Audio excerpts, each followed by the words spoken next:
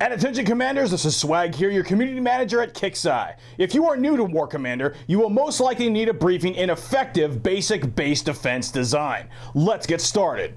After you've completed the in-game tutorial and constructed your first round of buildings, your base will probably look something like this. At this point, you will only need to design your defenses to protect against rogue factions, as you will have 7 days of protection before other players can attack your base. Let's begin by moving all of your buildings into a tight square around your command center. Then place your defensive turrets at the corners of your base. Now evenly distribute your troops to defend each one of the defensive turrets. A defense perimeter similar to this one should prevent any rogue factions from doing any serious damage to any of your buildings this early in the game.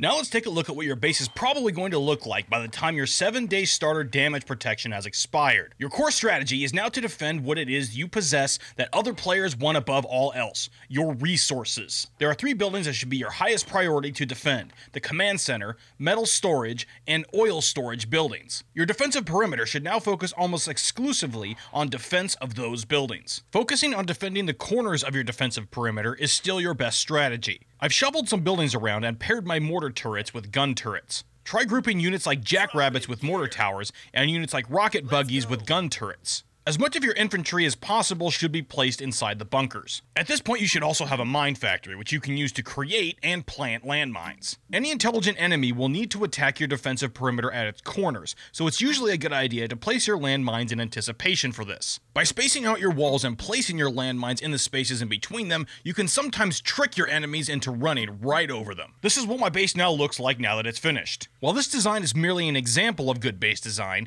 feel free to try out your designs to see what works and what doesn't. Knowledge comes through experience. Be sure you check back here regularly because we will be having more tutorial videos here in the near future. Also be sure you subscribe to our YouTube channel and you'll get an automatic update whenever we upload a new video. Dismissed!